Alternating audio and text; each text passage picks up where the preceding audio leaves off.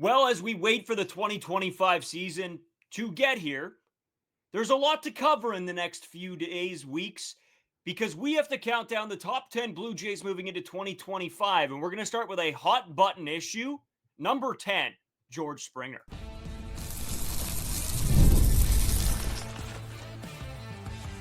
You are Locked On Blue Jays, your daily Toronto Blue Jays podcast.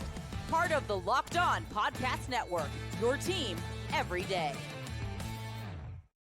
Welcome back to Locked On Blue Jays. Thank you for making Locked On Blue Jays your first listen every day. We are free and available wherever you get your podcasts and on YouTube. Part of the Locked On Podcast Network, your team every day. I'm Braden Iwasko. He's Carter First. You can find us on Twitter, Braden5 Iwasko. Carter First, too, as well on Instagram and TikTok at Locked On Blue Jays. If you're new here to YouTube, make sure you hit the subscribe button, or if you're listening anywhere else, head over to the YouTube page. You've made it the hub. You get your shorts, your live streams, your videos, your podcasts, everything in between. Discord is down in the description. And fantasy, holy moly. I didn't think we were going to get that many people joining the fantasy on day one. Well, I think we only have 3 spots available. So make sure if you guys want to get in, you better do so ASAP. And for the winner of the fantasy league, me and Carter have been throwing around some ideas of what the winner will get, or first, second, third. We're not sure what we're going to do yet, but the winner will get something. We'll let you guys know what it is closer to, when the season is over. But it's going to be a ton of fun. Make sure you guys join there. Send us a message if you've joined. So we, if we have to say something to you or whatever, we can do that. Instagram, Twitter, whatever you want to do. Carter, today is the day we've talked about doing a top 10 countdown for the Toronto Blue Jays moving into 2025. Top 10 in terms of who's going to be productive in 2025. And names were thrown around. You had your list. I had my list. And then we sort of amalgamated the two. Now we're here. We have the top 10 list ready to go. Who's number 10? George Springer. So I think let's get right into it. George Springer, obviously, has not had the best last 2 seasons. The fall off was pretty immense. And I don't necessarily know. And I guess the big question is, Carter, and I don't know if you want to start it here, if you want to give your reasonings for why you think this. Can George Springer bounce back? Or is he realistically just done? That's the question I'm asking you, I guess. That's going to be the biggest narrative surrounding George Springer going into the season is, are we going to get this consistent decline that we've seen from 2021 during his Toronto Blue Jays tenure? Or can we see a little bit of resurgence from George Springer? And we're not expecting that World Series MVP form. We're expecting a guy that's like a slightly above average hitter, maybe hits 20 home runs on the season. Just that can be a productive at-bat and not an absolute black hole at the top of the lineup. And that's going to be a discussion that we go into as well. And that's already been a narrative that we have discussed on this podcast. Is George Springer going to be the leadoff hitter opening day? Is he going to be the leadoff hitter for the entire season? Is John Schneider and company open to that flexibility of maybe throwing a guy that's hot there? If it's Andrus, Jimenez, Will Wagner, we'll go over kind of the guys that could be candidates to take over that leadoff spot. But just kind of get into George Springer. Obviously, this guy is the biggest contract in Toronto Blue Jays history. This is since obviously the Vernon Wells contract broke that record. And that's kind of what we've been dealing with. We've had some rumors about Vladimir Guerrero Jr., rumors about Bichette. Eventually, in the next couple of seasons, I think this record is going to be broken. But for now, it's George Springer. And when we look at George Springer, it would be so much easier to look at this guy a lot more fondly with a little bit better of eyes if the Blue Jays had any sort of success in the playoffs during his Blue Jays tenure. We don't have a playoff win with George Springer, so that is a little bit unfortunate there. If you guys were watching the Toronto Blue Jays last year, you realize how bad George Springer was, but I'll just go over just some of his baseline stats. 145 games played, had 19 home runs, a 220 average, an on base of 303, a slugging of 371. That's an OPS of 674. Yeah, a weighted runs created plus of 95, a 1.2 WAR. Was still fairly effectively defensively. Offensively, was very efficient at base stealing, which he just did on the last episode, was 16 for 17 base stealing, but you're not paying George Springer $25 million a year to steal 16 bases. You kind of want this guy to be a little bit more productive, and we expected this decline with George Springer being 35 years old. We didn't expect it to be this quick and this prominent, kind of this falling off a cliff notion that we've gotten from George Springer. But I guess we can kind of get into that narrative that you discussed. Do we think it's George Springer of 2024, or do we think he can kind of catch some of that fire that we saw earlier on in his career? I'm expecting a bounce back from George Springer, and it's not as much that I think George Springer is going to be this unbelievable hitter. I just don't think it can get that much worse than it was in 2024. This guy was one of the worst hitters I've ever seen in my life, and we loved George Springer before this last season. Obviously, love watching this guy. Was one of the guys that brought some of these big signings. Was one of the major signings of the Toronto Blue Jays just in franchise history. Just kind of changed that narrative that, hey, Toronto Blue Jays should have this competitive window. But there was times that George Springer was one of the worst qualified hitters in terms of OPS, in terms of average, pretty much any offensive statistical category that mattered. George Springer was not going to be there. He was not going to be proficient enough to just even be, honestly, on an MLB roster. But when you're paying a guy $25 million, you're going to have to try to fit him in somewhere. But for me, I think George Springer will have a bounce back season. I think he will be a lot better because, like I said, I don't think it can get much worse from what he did in 2024. Well, and Carter, honestly, even looking at those numbers, it probably would have been a whole lot worse as well if he didn't have, a pretty good month-ish of games right before and post-trade deadline. If you take that month out of the equation, George Springer would have been horrific. Like, it was horrific to watch. And the narrative for all of us, and I know we hate to talk about it, was that maybe he shouldn't be even in this lineup. Like, maybe you should have given some of those guys different opportunities instead of George Springer, especially in the leadoff spot. But you're right. The money that comes along with George Springer is a huge component to this, because you can't have a guy that you're paying that much money sit on the bench. And even Carter, I look back, I don't think we need George Springer to be MVP George Springer. I don't think it has to be early career George Springer. And even I don't necessarily know that we need him to be 2022 George Springer, but we need him to be somewhere in the middle, right? He needs to hit 260, 20 plus home runs, and get his on base up and yeah, work the base paths a little bit and be a good defender. But if he's hitting 220 or 230 with less than 20 bombs, I don't know, for one, how in the world they expect him to be the leadoff hitter, and two, how you don't give it might put you in a tough situation to maybe have to give somebody else an opportunity. Maybe it's getting to that point. Yeah, you mentioned that little bit of a surge he had that, again, didn't really save his season because it was not a very good 2024. But if you don't have this little stretch, it would have been absolutely abysmal. And I have some of the stats here. So it was near the end of May. John Schneider moved George Springer down the order, and that was kind of where he caught fire. He moved down to 5 and all of a sudden started hitting 5, 6, 7. Maybe took a little bit of pressure off for George Springer, but he had a 250 batting average with 797 OPS, 8 home runs, and 9 doubles. And that was from the end of May to the All-Star break.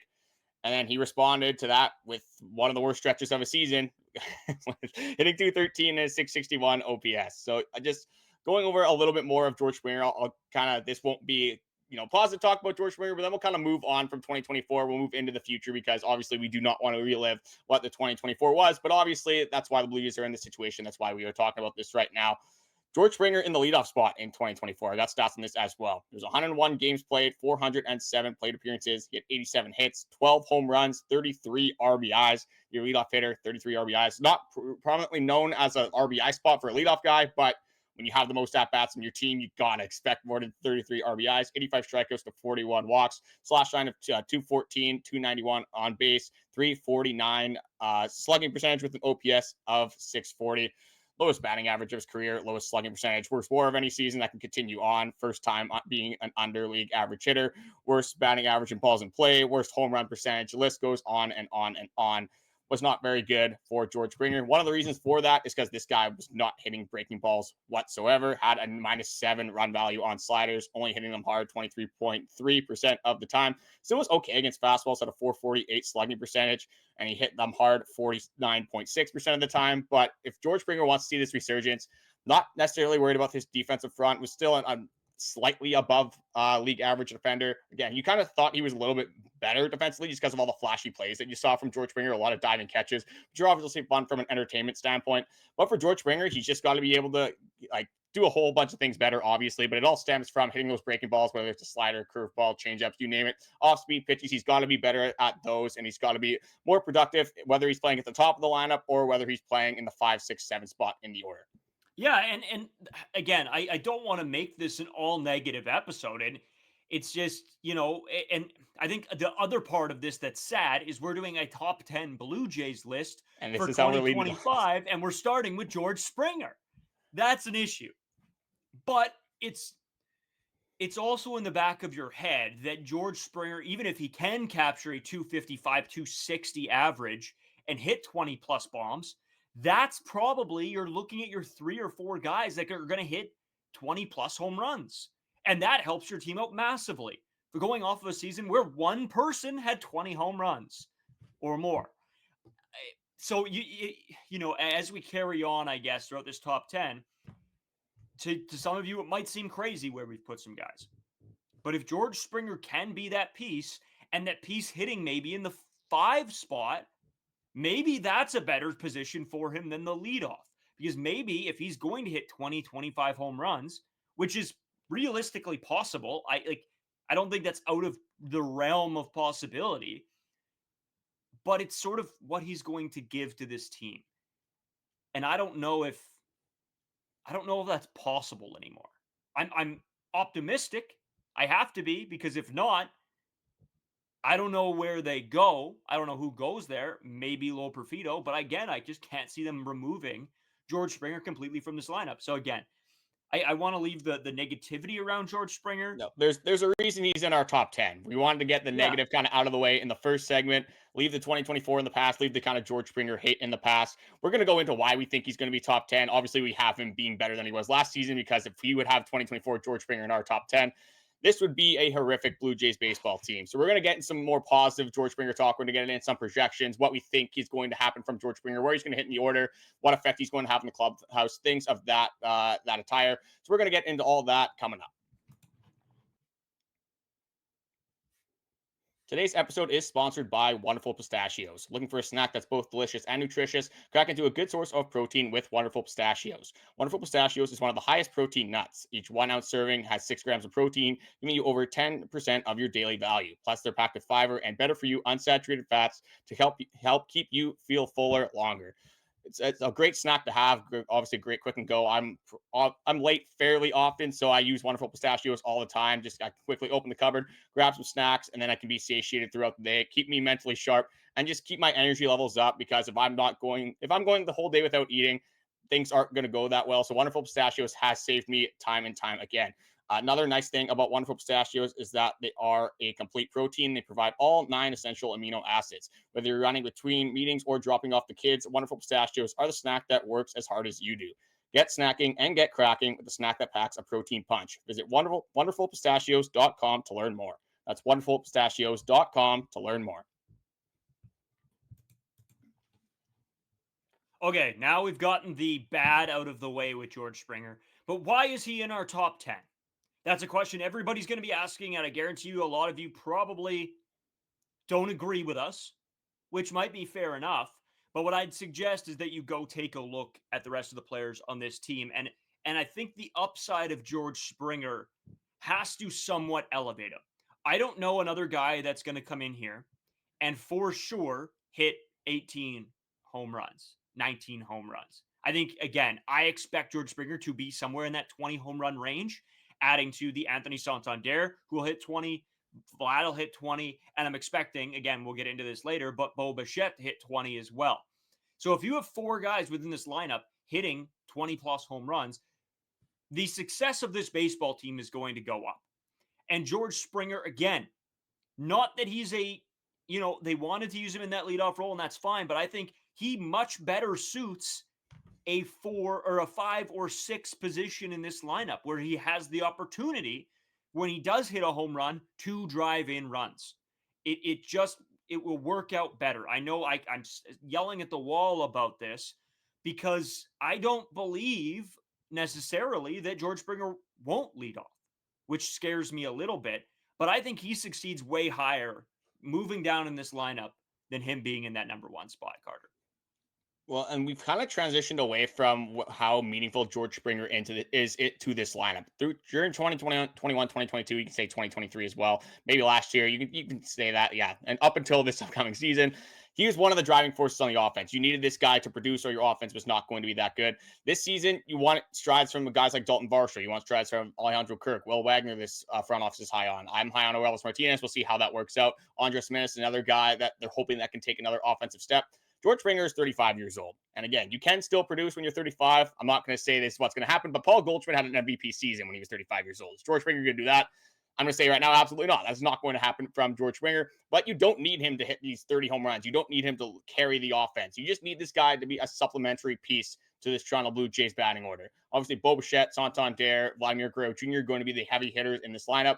And we've already seen it earlier on this offseason. John Schneider and George Springer were talking. They talked to the media and said there was going to be some flexibility with George Springer, whether that is in the leadoff spot, whether that's hitting 5, 6, 7, whether that's playing right field, whether that's DHing, playing center field, you name it. He was pretty much open to doing anything. And that was obviously a very nice narrative to see from George Springer coming off of, again, career lows that he had in 2024. And if you have played baseball, if you played any sport in general and you're not coming off a very good season, that lights a fire under your butt. He's definitely heard the noise. He's seen the narratives that George Springer, some people are saying he's washed. Some people are saying this and that. He's definitely seen those things, as much as he might deny it. These guys are on the internet. These guys see the reports. They hear things. George Springer is, I think this is why I have him in our top 10. I think he's going to come back into this training camp, this spring training, as we've seen it again. He's had 6, 7 at-bats. I'm not really going to take the spring training stats and say, hey, this is the reason he's going to be that good. But I think he has a little bit of a different mentality going into this season. I think that is going to do dividends for this guy when he plays with the Toronto Blue Jays in this 2025 season. Yeah, Carter, you called me out in slow pitch 2 years ago, and I came back with a vengeance. No, just as soon as I said that, I saw it in your face. I knew you were going to bring it up. No, but talking about George Springer, right? And you were talking about the complementary pieces, right? And we talked about it so much in the offseason before the Anthony Santander signing, was you needed complementary pieces surrounding Bichette and Vladimir Guerrero Jr. Anthony Santander is one of those. Absolutely. They needed somebody like that. They got him. If you are 100% right, if George Springer can be an extra piece to surround those guys, that bleeds further into your lineup so much better than having to try to find a replacement with a replacement bat that should be George Springer's. Instead, we'd have to be looking at, okay, is Alejandro Kirk, can he do something? Oh, Daulton Varsho, is he going to hit 20?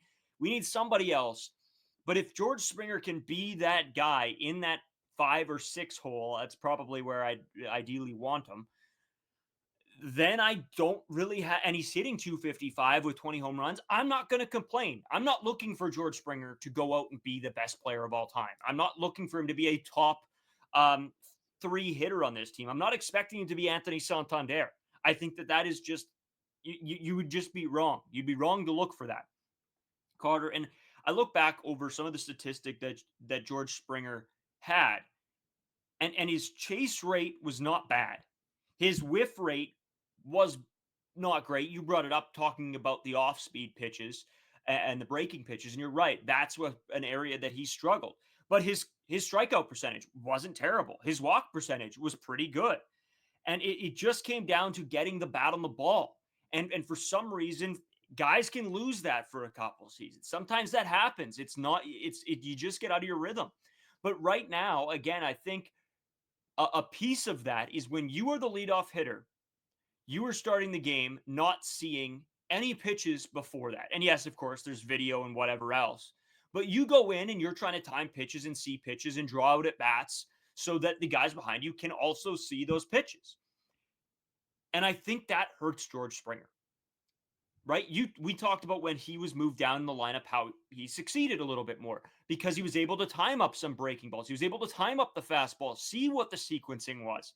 And I think that is going to be huge for George Springer moving into this season, and why I'm trying to stress so heavily that maybe I'll, yell at my wall enough that, John Schneider will hear me and move George Springer down in the lineup. But I think that is going to be a key for a bounce back for George Springer. So if you want to call my keys to the season, that's one of them, is take George Springer out of the top 4, drop him down to the middle of the order. And I think that's going to pay dividends for this team.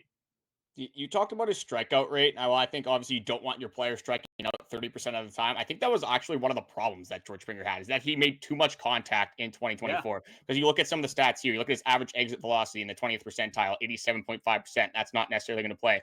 A sweet spot, 6th percentile, 29.2% of the time. Hard hit percentage, 37.4% of the time. He just wasn't hitting the ball that hard. He was still making the contact, but if you're hitting ground balls that, are 65, 70 miles off the bat, it's a really easy play for the infield. Same with like a lazy fly ball to the outfield. It's very easy for these guys to make those plays. You hit the ball hard, you're probably going to get more hits. So again, it's all about swing selection as well. If we want him to be swinging at strikes, if he's making contact on a pitch that's 4 inches off the plate, but he's just hitting like a little dribbler up the first base line, that's not exactly what you want to see from a guy like George Springer. You want to be more selective, and you want him to make better contract. You want him to make better contact on these pitches so he can drive the ball, get more of those doubles, get more of those home runs, and they'll get that slugging percentage up, which will bring up his OPS and will bring up pretty much all of his underlying stats as well. Well, and that goes a little bit to George Springer's how he goes to the plate, what he's thinking about, right? His approach to the plate. Because if he is looking to hit fastballs, then that's fine. Then look for a fastball to hit, right?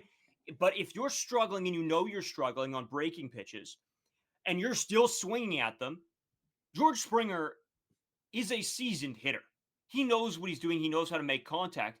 And you're right. That's the problem, is he's probably chasing a pitch that he's not necessarily looking for, making weak contact. And that is 100% why we're seeing the disparity in these stats, why it's not high strikeout, because he's a hitter that's proven time and time again that he can put the bat on the ball. But when you're not looking for a certain pitch, it's still the MLB, right? These pitchers are extremely good. And if you are not specifically going up there with a plan of attack at the plate, and this goes back to talking about what Popkins said in our podcast yesterday about approach, about what their approach is going to be. Are they going to be aggressive at the plate? It's all a lot about the mentality of all of it, right? And George Springer needs to come in with a new mentality at the plate, so he's not just going up there and, oh, this is a strike, I got to be swinging at it and got to be touching it. No. Pick your pitch, pick the pitch you're looking for, and try to drive that ball instead. So I think that's another, key, if you want to call it, to George Springer's success. Yeah. He was one of those guys that just did not pass the eye test last year. It looked like he was fighting for his life a lot of the time at the plate. That's hopefully something that we will see change in 2025. But speaking of 2025, I do have some projections. This is from Fangraphs. Then I just want to get your overall take on them. So I'll just quickly go down the list here. Fangraphs has George Springer projected to hit 20 home runs, an average of 242, on base of 318. That's a slugging of 404 for an OPS of 722. A WRC plus of 108 and a WAR of 2.0. So a flat 2 WAR. Is that where, if George Springer does produce like that, it's exactly how Fangraphs has it projected? Are you okay with that from George Springer? Are you looking to see a little bit more? Are you expecting a little bit less? Like, where are you at with these projections? That's crazy. I usually don't agree with projections. I not that I like those projections. I want to see a little bit more from them, but I think that's probably what I'm expecting. I think that's a very fair projection, to be honest. I want to see a little bit more, but if I was to put numbers on it, they were talking about the 2 WAR, the 20 home run mark. I think that's pretty close to what I would say as well. I think you're probably looking for George Springer to hit probably closer to 24 home runs with a little bit higher of an average. But I don't know. I think that's pretty fair, to be honest with you. Yeah, George Springer's never really been known to be an average guy. So if he does hit that 245, again, it's going to depend on if he's hitting 1 and he's hitting 245 and has like a 300 on base, or if he's hitting 5, 6, 7, because I'm not as worried about the average on that leadoff spot. But if his on base is around 300, like it was last season, that's not going to play. You need your on base guy you need your leadoff hitter to get on, especially when you're going to have Bichette, Vladimir, Guerrero Jr., Anthony Santander, the guys that you want to do damage throughout the lineup. You're going to need somebody to hit with runners on. You don't want them to be hitting with 2 outs, or whether it's 1 out, it doesn't matter. If there's nobody on, again, best hit case scenario is they hit a home run, but you rather score 2, 3, 4 runs than just get that solo home run from one of these guys. Again, Bichette, not as much that profile, but if it's Vladimir Guerrero Jr., we are expecting him to do a lot of damage this season. Bichette, if there's bases loaded, that's a guy that I would love to have hitting in that situation. So it's all about setting up our star players to be star players, giving them every single opportunity to do the most damage possible. For me, I'm pretty okay with these for the most part. I'm pretty okay with the home runs. George Springer, I think, had 56 RBIs last year. That's not going to play. If I can get closer to 65, 70, that's a spot that I would love to see him in. That WRC plus of 108. If we can get to 110, again, I'm kind of picking at straws here, but if we can get just maybe a slight more, but if that's what he does, I'm completely okay with it. But I think the main thing is going to be where in the lineup is he doing that? And that's going to lead me to my last question. This is kind of a two-parter. Is George Springer going to lead off opening day for the Toronto Blue Jays? And is he going to keep that spot throughout the entire season? Yes and no. I think that he probably will lead off. It's going to piss us all off. I know that when that lineup comes out opening day. I just, again, depending on what happens in spring training with how I think a guy like Andrus Gimenez hits. I don't love that either, to be honest with you. But that's a direction I could see them going as well. Maybe him hitting 2, and then you go do it 3, 4, 5 with Bichette, Santander, and Vlad somewhere in there. But yes, I think he will lead off opening day. No, he will not keep that. I think eventually they will drop him, and I hope it's a lot earlier than last year. See, I agree with that, but I think this is where I'm kind of stemming from. It's not because George Springer is going to play like this unbelievable form of baseball. It's because it's George Springer's job to lose. He's a veteran in this league. Yeah. He's a veteran on this Toronto Blue Jays team. We saw it last year with John Schneider giving him a little bit longer of leash than pretty much everyone would have given him. But again, it's a guy that has been a World Series MVP. It's a guy that has played 14 years or whatever it is in the MLB. He's been here for a long time, and he deserves that respect. If he's going to have a good spring training and he's going to, again, show signs that he can be productive in 2025, I don't mind your manager leaning to that decision, putting out a guy like George Springer rather than Andrus Gimenez, who, again, hasn't really been productive offensively since 2022. And then you got a guy like Will Wagner. That's just a ton of pressure to put on a young guy. Other than that, like Ernie Clement could be an option. I don't love him Ernie again as that leadoff hitter because he just doesn't walk enough. Ernie Clement I think he walked under 10 times last year. That's not exactly what you want from a leadoff hitter. So I think it's going to be George Springer's spot to lose. It's going to have to take, again, I don't want this to happen whatsoever. I don't even want to say this is going to happen, but it's going to take a really bad season from George Springer to get removed from that leadoff spot. But saying that, I do hope there is a resurgence from the Toronto Blue Jays team. Someone's going to have to step up and take that number 1 spot. Because I would love to see, again, if Will Wagner can take that step, if Andrus Gimenez can return to that 2022 form, I would love it if you can get one of those guys leading off for 2025. But there is some option talk that we want to talk about, some guys that, if they don't make the team for the Toronto Blue Jays in 2025, may not be with the team for the rest of the season and beyond. So we want to go into all that stuff coming up.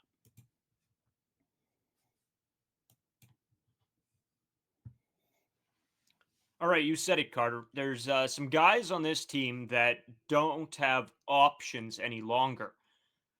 Some of them probably won't matter. Others will, because you will lose them. Carter, I'll toss it over to you if you want to break down some of the guys that don't have options left. Yeah, we'll start with this one. Kevin Gausman doesn't have options, believe it or not. Jeez. Yeah, we'll go into the real ones, obviously. The one that's kind of in that same notion is Ernie Clement. He doesn't have options, but I don't really think this is going to matter. This is my surefire third baseman. He's going to be on the Toronto Blue Jays. I'm not sure. I'm not going to say he's going to be an everyday player, but it would not make any sense from what you saw from Ernie Clement in 2024 to have this guy not make the team in 2025. I'll quickly throw it over to you to anything to add, but I think that's kind of where we were at. No, there's no other option right now for third base or an option that I'd be comfortable with. Ernie Clement, he's proven it, man. He's legit. We've seen him over the past 2 seasons. Again, it's sort of, you would need an absolute collapse from Ernie Clement for this to ever come into play. And I just don't see that happening. Even if you had Ernie Clement just goes through the rest of spring training and gets 1 hit, I still think he makes the team. I think it's really, they're not going to take too much face value from the spring training. I think they're going to roll with Ernie Clement. If things don't go well obviously at the start of the season, we might be having a different conversation, but I don't really expect that avenue to be what the Toronto Blue Jays have to deal with. I got one that is interesting here. It's Tyler Heineman not having any options. We both said that we're leaning towards Christian Bethancourt being that backup catcher. So if Bethancourt makes the team over Tyler Heineman, they're not going to carry 3 catchers toward Tyler Heineman. You'd be the one getting the boot. And that means there would be an option for Tyler Heineman to get picked up by a different team. And I think that probably would happen. As we saw last year, got released from the Toronto Blue Jays. I think he got picked up by the Pirates, maybe went to one other team, came back to the Toronto Blue Jays, kind of been a guy that's been more so of a AAA journeyman. So this could be a story to watch, that if they're not completely sold on a guy like Christian Bethancourt, they might have to cut him. They're going to have to make the decision whether they want to keep Christian Bethancourt or Tyler Heineman. And only time is going to tell. Yeah, this is an interesting one for me. Because as much as I think it is going to be Bethancourt, I don't know. Maybe you don't flirt with the option right now, especially for a backup catcher role when you have. But either way, does it matter that much? I don't know. You're wanting a guy to play 40-ish, 50 games, ideally. So yeah, it matters. But is it a big enough jump between Heineman and Bethancourt? I just don't know that it is. They're both okay. They're fine for what their position is, I guess. So Yeah, whatever. I just think you go with the one that you're more confident in, whether it's Yeah. Heineman, whether it's Bethancourt. It's not going to have this major impact on the end of the day. But like you said, it's going to be between 40 and 50 games. We are going to have to see these guys play, a quarter of the season. So that at bat might be the changing factor. If they have one swing of the bat that doesn't work out and the Toronto Blue Jays somehow miss the playoffs by one game, that might be a situation that somehow we go back to. Probably not. But again, in theory, it might have a little bit of a bigger impact than we are all saying right now. The next three guys, these last three guys I have, but I'm going to kind of group them all together because they are all bullpen arms. We have Zach Pop, Tommy Nance, and Ryan Burr. So as for the bullpen, the top seven, I would say, are pretty much solidified. I could say six, I guess. We'll say that's Brendan Little. Like you guys know, obviously, Jeff Hoffman, Yimi Garcia, Erik Swanson, Chad Green, and Nick Sandlin. Then you have Yariel Rodriguez, which after the spring, if he continues to kind of lose this command, this guy still does have options. So I wouldn't be surprised if they do kind of drop him to AAA. Again, if there's an injury, they'd probably be one of the first guys they pull up. Ryan Yarbrough, just have another lefty in the pen. That would be a guy that I'm leaning towards. So then you have one more spot. You have Ryan Bird, Tommy Nance, Zach Pop. Is there any one of these three that you would be leaning towards in this situation? It's tough. It's tough. Yeah, I'm with you. Yarborough for me needs to be on this team. I think there's no question right now. And Yariel, I think he should, but maybe the development wouldn't hurt him in AAA. I'm a little bit uncertain with this end of the bullpen. I think if this continues with Yariel Rodriguez, I think he is the guy that you send down to AAA and say, hey, you got to work it out. You got to work through it, and this is the place to do so. So if I'm picking between those three guys, I'm leaning Burr, honestly. Zach Pop for me is a nothing burger. I know you were a big fan at one point of Zach I was a Pop. fan. I was a fan in the trade because his stuff is so good. I don't know why he Yeah. sucks so much. All Yeah. this, like he's not good. He hasn't been that good this spring. The only thing that for me, I agree with you. I think it would be Ryan Burr in this scenario. I just like the strikeout rate that he had last year. I don't think that's something you want to part with. But just the fact that they gave Zach Pop a contract is the thing that I'm hanging on to. So I feel like you wouldn't go and do that if you were just going to cut him. But maybe you just wanted to give him again one last chance to prove himself.